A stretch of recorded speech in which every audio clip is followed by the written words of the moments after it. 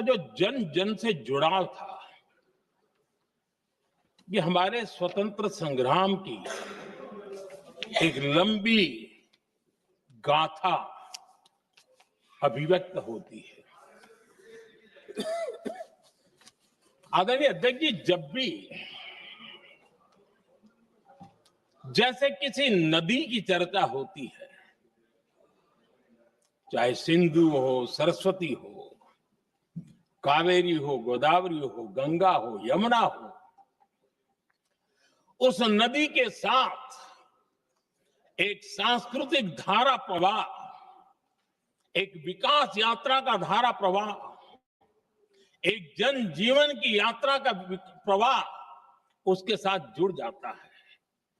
लेकिन क्या कभी किसी ने सोचा है कि आजादी जंग के हर पड़ाव, वो पूरी यात्रा वंदे मातरम की भावनाओं से गुजरता था, उसके तट पर पल्लवित होता था।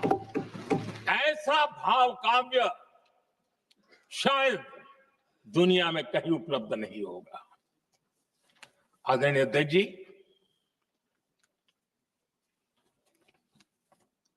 अंग्रेज समझ चुके थे कि 1857 के बाद लंबे समय तक भारत में टिकना उनके लिए मुश्किल लग रहा था। और जिस प्रकार से वो अपने सपने लेकर के आए थे, तब उनको लगा कि जब तक भारत को बांटेंगे नहीं, जब तक भारत को टुकड़ों में नहीं बांटेंगे, भारत में ही लोगों को एक दूसरे से लड़ाएंगे नहीं, तब तक यहां राज करना मुश्किल है। और अंग्रेजों ने बांटो और राज करो इस रास्ते को चुना और उन्होंने बंगाल को इसकी प्रयोगशाला बनाया, क्योंकि अंग्रेज भी जानते थे वो एक वक्त था जब बंगाल का बौद्धिक सामर्थ्य देश को दिशा देता था, देश को ताकत देता था, देश को प्रेरणा देता था।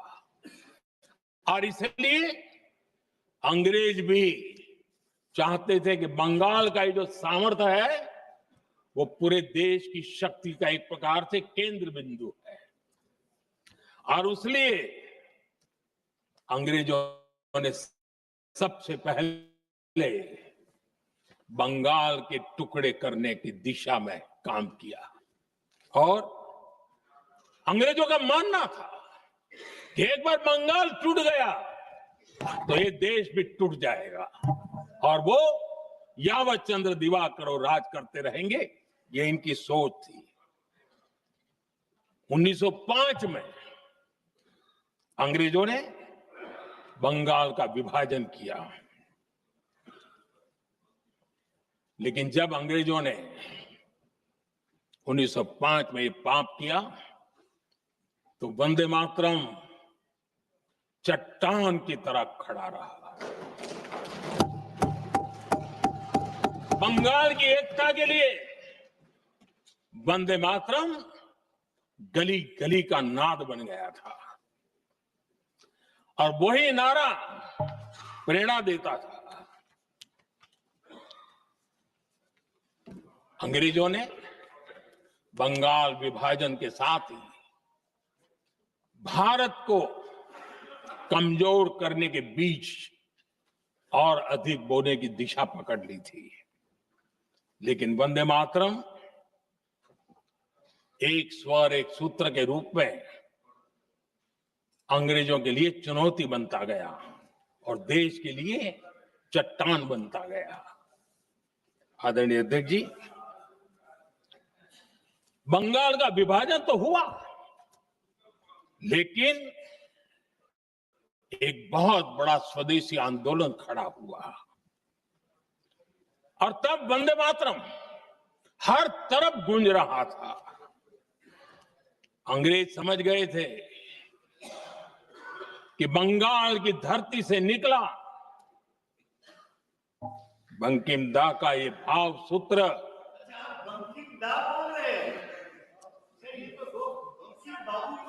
बंकिम बाबू बोले। अच्छा, thank you, thank you, thank you, thank you, thank you. आपकी भावनाओं के लिए मैं आदर करता हूं। बंकिम बाबू ने, थैंक यू दादा, थैंक यू। हाँ, आपको तो दादा कह सकता हूं ना, वरना उसमें भी आपको इतराज हो जाएगा। बंकिम बाबू ने ये जो भाव विश्व तैयार किया था, उनके भाव गीत के द्वारा उन्होंने अंग्रेजों को हिला दिया। और अंग्रेजों ने, देखिए कितनी कमजोरी होगी और इस गीत की ताकत कितनी होगी, अंग्रेजों ने उसको कानूनी रूप से प्रतिबंध लगाने के लिए मजबूर होना पड़ा था। गाने पर सजा, छापने पर सजा, इतना ही नहीं, वंदे मातरम शब्द बोलने पर भी सजा।